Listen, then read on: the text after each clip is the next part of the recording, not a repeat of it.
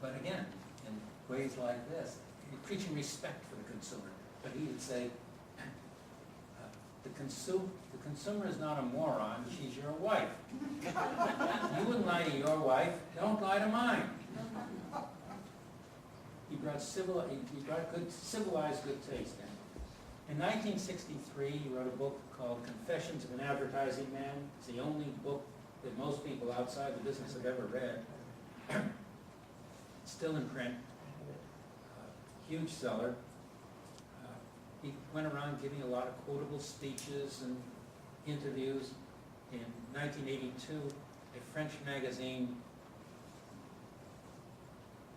ran a list of the 12 people who most contributed to the Industrial Revolution. So we moved out of advertising. The Industrial Revolution. Louis Pasteur, Karl Marx, down and down. And in 7th place, David Ogilvy, the Pope of modern advertising. So David took that article, sent it to the other directors with a note saying, "Will the College of Cardinals please come to attention?" In 1973, he retired to the chateau. The business, he didn't like, the company had grown. It was an international company by then. And he hated to travel. He knew the chairman had to travel. Television had come in. He was a print man.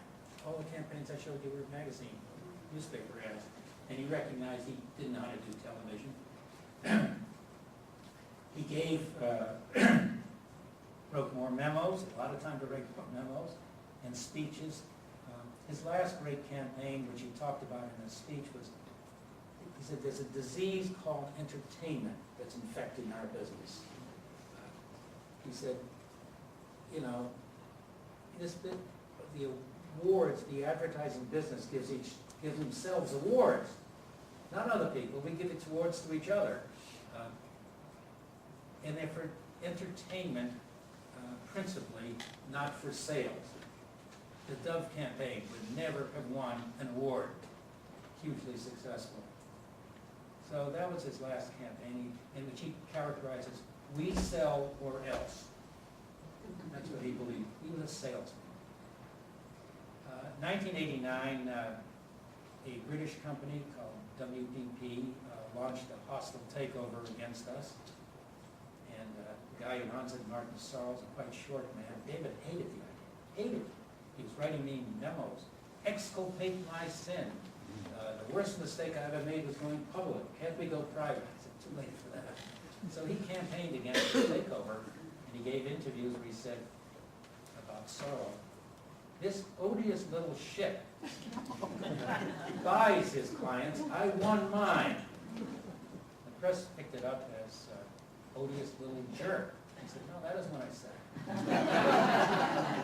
But he was co-opted by the new owner and persuaded to be the non-executive chairman. And it wasn't fit, because the chairman of these companies is going to be financially astute, and he wasn't financially astute. But it took the heart out of him. The takeover just took it away from him. The agency was his baby, and when that was taken away, he just had nothing left. He died in 1999 at the age of 88. I talked to somebody who had been at Oxford with him, Margot Wilkie. She's still around. And she said, can I come talk to you about David? She said, sure, I've known all of his wives and all of his girlfriends. And he has done rather well for an immigrant, don't you think? I'll be glad to answer any questions or tell you any. Oh, there's one more story I got to tell you about. He was fun working. He was fun. It was fun working with him. Very high standards, but it really was fun. So when he died, we had this big memorial service in Avery Fisher Hall in New York. The place was packed. And before the lunch, the directors had a lunch. Before the service, the directors had a lunch, and we traded David stories. And one of my favorite ones came from the fellow who ran our German company, Hans Lange, who took over that company at a very young age. His boss, his predecessor had retired early. And so Hans was, early 30s. David was living in the chateau, and the director said, David, would you go up and spend a few days a week with Hans and help him along with getting going? Sure. So Hans, he'd take the train from Paris, into Paris, and up to Frankfurt every Monday. Hans gave him an office next to him. And Hans, behind his desk, Hans used to keep a box of cigars. And after a few days, he noticed some of the cigars were missing. So he puts a note in the box. David, if you want some cigars, let me know, and I'll get them for you. So the next day, Hans opens up the box, and his note is on. There's another note there. It says, Hans, it wasn't me, David. Thank you very much.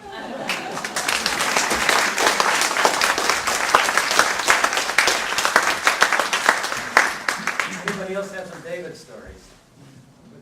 Yes, hello.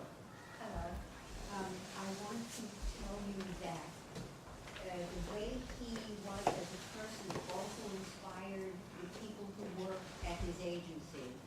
Because if you went in there for any type of work as an artist of any kind and you were interviewed, they treated you with respect.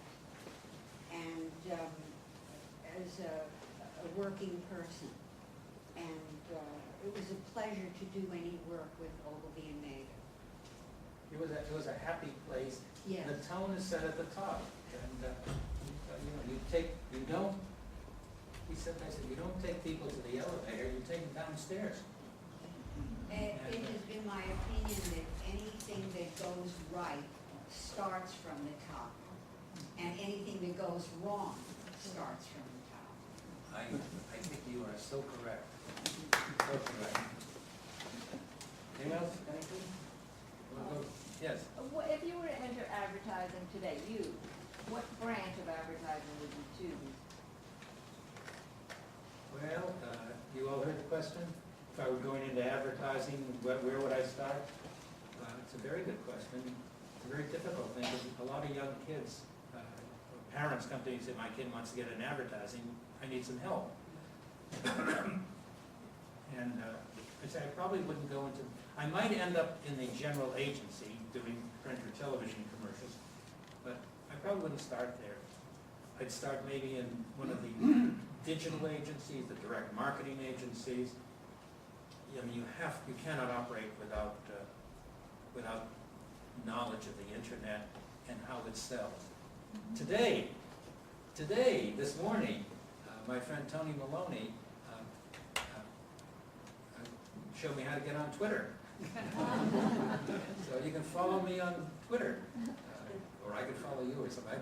I'm on Facebook, but you have to be adept at digital marketing today, and that is really where the business is growing dramatically. Yes. Would you agree that the Got Milk commercial, the one is in the category of the Hathaway man, in that ilk? I think it is a super campaign, and I think there's another milk campaign. Now, there's a man here who used to work in the milk business.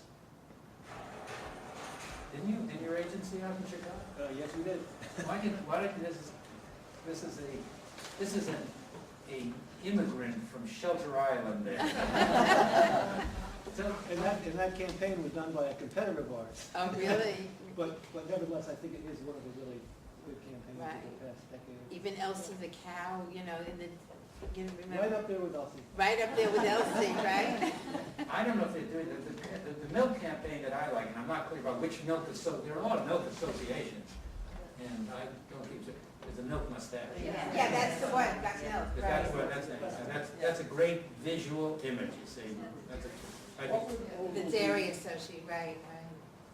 What would Ogilvy make out of your friends if he saw this room and wanted to talk about it? What would he make of The audience. of the audience here today? Oh, I think he'd love it. You read. You read newspapers and magazines. You probably watch some television, and You spend less time online than your children do. So he would very much relate to it.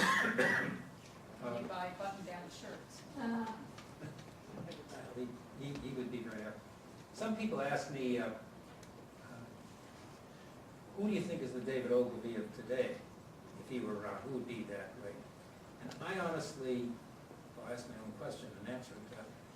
I don't think there's anybody in the business that I'm aware of who was as big in the business and outside as he was in his day. I mean, there's some terrific advertising people, and there are characters, and they run big agencies, and a lot of the big agencies are now run by holding companies, and they tend to be financial people, they're not advertising people.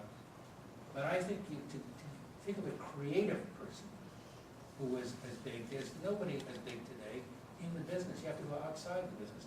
And I'd have to say Steve Jobs is the kind, David had that kind of impact in his day. He was as big in his day as Steve Jobs in his day. Yes. Where did Leo Burnett fit into this picture? Where did Leo Burnett fit into the picture? I have a chapter in the book where I call them the philosopher kings. I said there are 4 people I identified who didn't just lead agencies, but they had a philosophy about advertising, and they wrote it down in some way, and they attracted disciples. David was one. Ross Reeves was one with his unique selling proposition. Madison commercials, the hammer in the head, and all of those things, but very successful. Colgate toothpaste. Leo Burnett in Chicago, the Chicago School of Advertising, as they call it, did the Marlboro campaign. He created, or his agency created the Marlboro Man, one of the most great campaigns. And the 4th person in that category, real thought leaders, was Bill Bernbach, Jonathan Bernbach, who did the Volkswagen Think Small campaigns, things like that. So those 4 people are somewhat larger than the other people who were just agency heads, and I try to explain in the book what they contributed. David and Leo Burnett were mutual admirers, and at one point there, Leo tried to buy the smaller Ogilvy and Mather agency and make it into the New York office of Leo Burnett. And David turned that down. He said, I didn't think I could work as hard as Leo, but he could have, he did. Yes. Who was Mather, or did you mention? Oh, who was Mather? Well, there's a chapter in the book called Who Was Mather? Mather was the guy who founded an agency in London called Mather, well, first was E.L. Mather, and then it became Mather and Crowther. And when David decided to set up this agency in the U.S., he didn't have any money. So he went to his brother's agency, Mather and Crowther, and along with another agency called S.H. Benson, and the 2 of those agencies gave him some money, and he put a little money himself in, and they started the agency in New York with Mather and Crowther and Benson funding.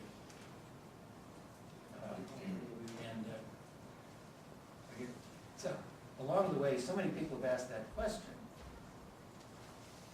And as Ogilvy and Mather started to grow, Penny, you tell me when to shut up. I'm not going to. So as the agency started to grow, we bought other agencies, some of which had different names and philosophies. David Ogilvy